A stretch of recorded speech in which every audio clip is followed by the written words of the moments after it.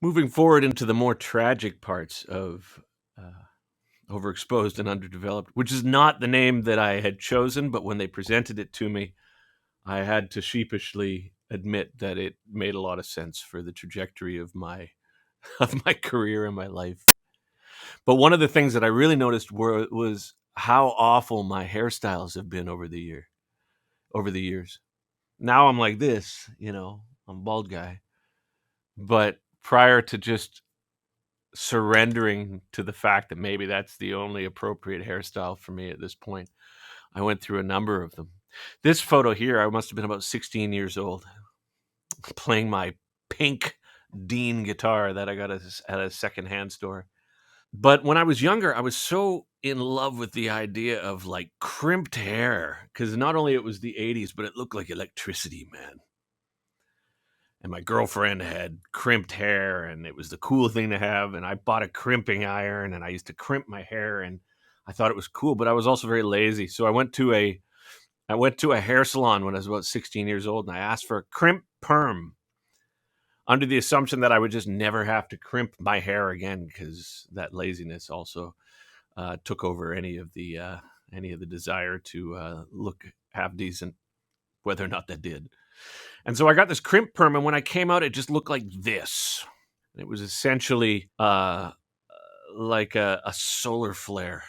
But I was so, it was the 80s. Everybody wanted to have long hair. So I refused to cut it. And instead, I just let this crappy crimp perm grow out. So by the end, I had a bunch of greasy hair with a poof of awfully damaged, crimped hair at the end of it.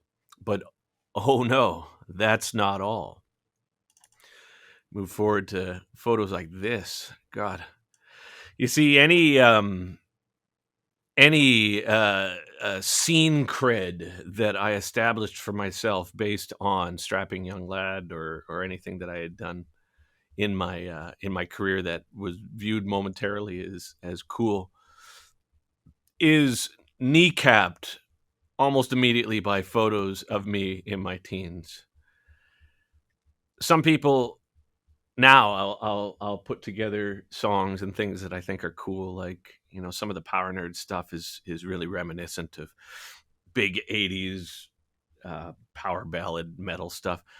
And then people who listen to City or Alien or whatever being like, wow, man, that's I didn't know about that style and that's not my thing. And I was like, man, when I was 16, I was all about, as much as I was about Metallica and Judas Priest, I was also about Def Leppard and Enya, King's X, Jane's Addiction, whatever.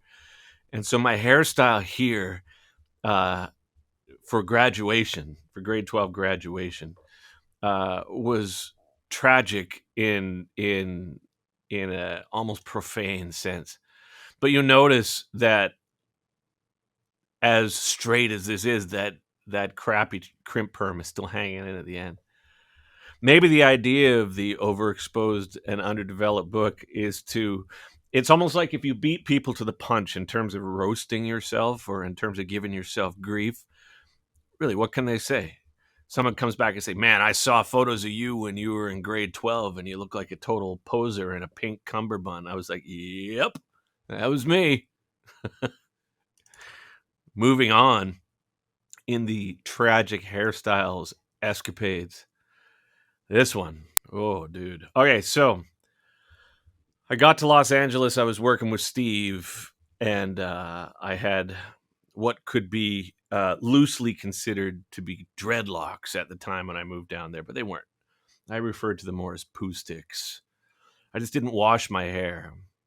But then, because the experience in Los Angeles was so eye opening, as I had mentioned with the Tonight Show thing, I think the fantasy of what it was and what it ended up being was just so diametrically opposed that I responded in the only way I had the emotional capacity to respond at the time, which was to shave my head into weird formats, shave my eyebrows, and just be you know a turd.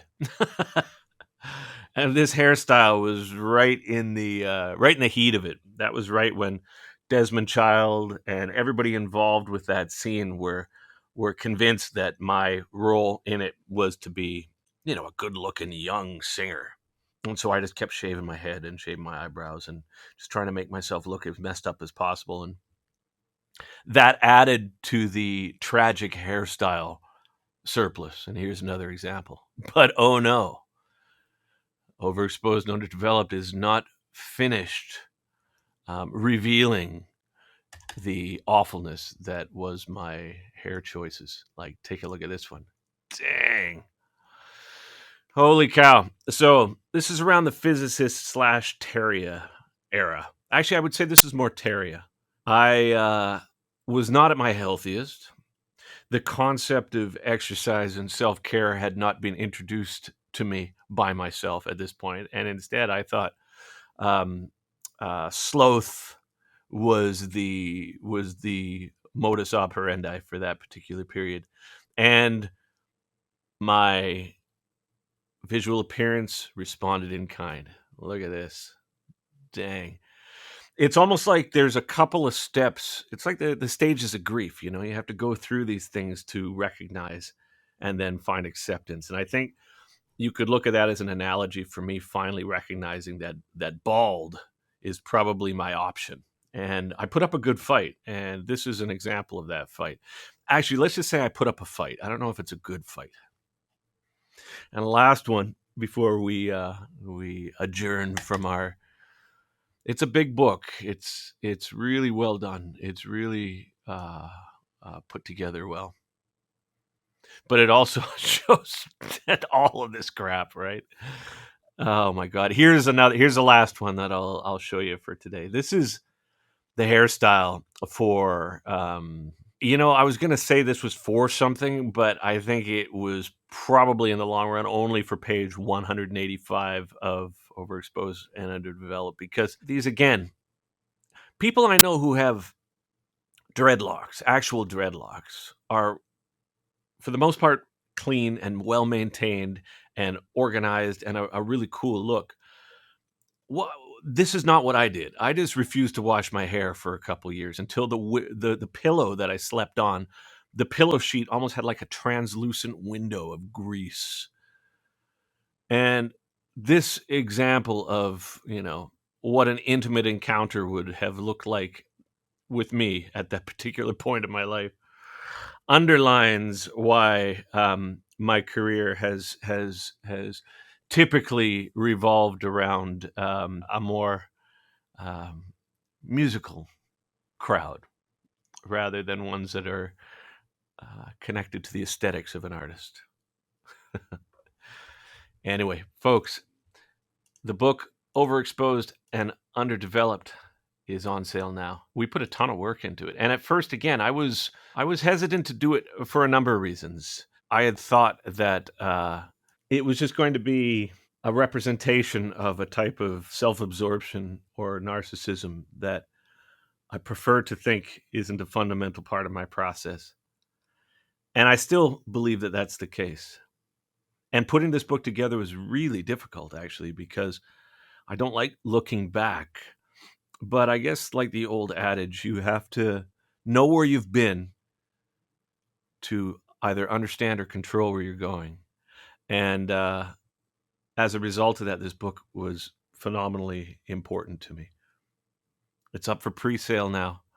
And as I move into this next part of my career, which is really, really a big one for me, I really would like to invite you to participate in what happened in the past. So when we are working on the future stuff together, it will make, hopefully, a modicum of sense. This is Devin Townsend. Thanks to Rocket 88 for the opportunity to get this book going. Check it out. It's up for pre-sale now. And I will see you very soon. Thanks, guys. Bye-bye.